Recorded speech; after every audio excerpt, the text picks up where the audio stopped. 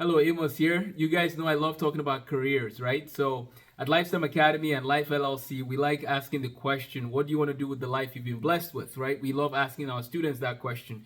And so today I'm going to be talking about a career or like choosing a career in medical physics or radiology or cardiology in terms of long-term thinking for students. I'm a medical physicist. I have my master's degree in medical physics and medical health physics, and my bachelor's degrees in chemistry with a minor in philosophy. And today I want to talk briefly about the path to becoming a diagnostic medical physicist or a therapy physicist if you want.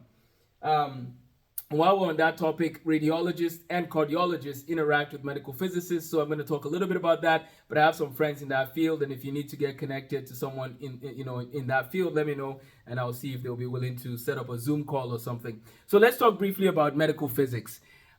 So first of all, if you want to become a physicist or if you want to become an engineer or a chemist, there's actually initial pathways that are very similar. So let's start from the top here. So first of all, you need to get a 4-year degree. But part of what we do at Lifetime Academy is to reduce your 4-year college degree time by giving you CLEP preparation in chemistry, in calculus, in the general courses you might need to take. And so we want to slash this down into 2 to 3 years, okay? So at Lifetime Academy, that's what we do. But let's just talk about 4-year degree. 4-year degree in what?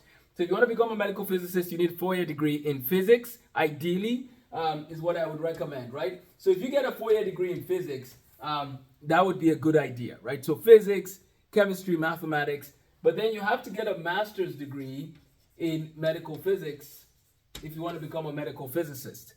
Some people then go on to get a PhD, and then they have to sit for something called board certification. Now, here's where things get a little tricky.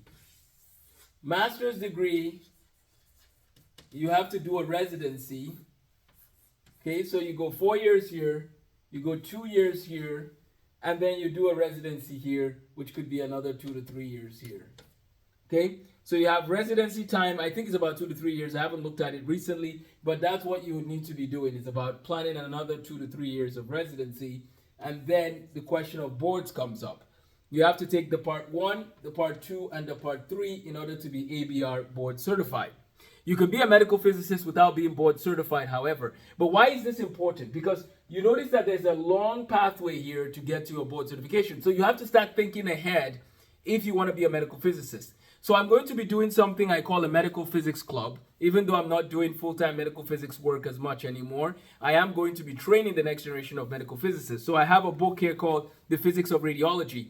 We have other books from my graduate work that we can look at. Get you comfortable with understanding radioactivity. Make sure that you understand radiation safety protocol and all of those details and the things that medical physicists do. So even if you're in middle school now, if you think you love the idea of math and physics and people and hospitals and radiology all combined, then maybe you should consider medical physics. And we should begin to train you get into calculus so you can do your physics, so you can do your physics too, so you can do quantum mechanics and so on and so forth.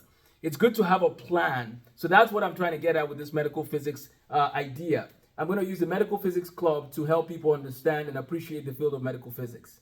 Now, if you want to become a radiologist or cardiologist, you would also have to get a 4-year degree, pre-med degree. Then you go to med school for 4 years. Then you do your residency.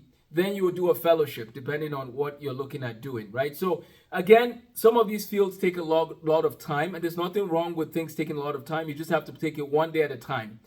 Whatever the case, though, notice that it's important that you try to find the pathway now. Do some job shadowing, do some reading, watch some videos about different professions, ask questions, attend the events that people do, career fairs.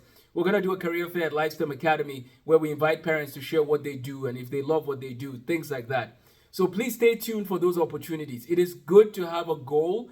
You can always pivot if you need to, but you can never go wrong with getting your math in order. You can never go wrong. And so I want to end with this quickly as I remind people of some of what we're doing this fall. We have after-school tutoring for math and science and English from 4 o'clock to 7 p.m. Mondays, Tuesdays, Thursdays. We want to get the opportunity to help students who need review in math or science. And we also want to help those who are the best at their school to go to the next level. That's why we do things like the Gen Math Tournament, which is on October 23rd, Mole Day. And then the Spring Tournament is on Pi Day. So on Mole Day and Pi Day, I have a special math tournament called the Gen Math Tournament. Gauss Euler-Newton math tournament. And the idea is to, just explore some fun math problems using the CLEB College Algebra and CLEB Pre-Calculus book as our practice ground. And then also Leonard Euler's book, The Elements of Algebra. So, if you want to flourish in math, please send me an email. If you want to flourish in, beyond where you're at in science and math, let us know. What are your career goals? Where are you headed in life? Maybe you can leave it in the description below. And if you are maybe an older person who has finished high school and you're still trying to figure out what to do with your life, let us know how we can help, because we have our school of, I call it School of Medical Sciences, but basically we have a campus in Grand Forks that has a lot of people with medical training that can provide you with some anatomy and physiology and biology and psychology and neuroscience guidance. And so anyways, we have those opportunities that we could use to help you grow and advance in the field that you're interested in. Whether you want to be an x-ray tech or a nurse or a doctor, let us know and we can guide you along the way. Just wanted to make this quick video talking about a career, some career paths. We'll be doing more and more of this. What is your goal in life? And if you have any questions, let me know. But I will be in touch with another series of videos. Feel free to subscribe and follow us on this journey as we share about different professions. Take care and have a blessed day.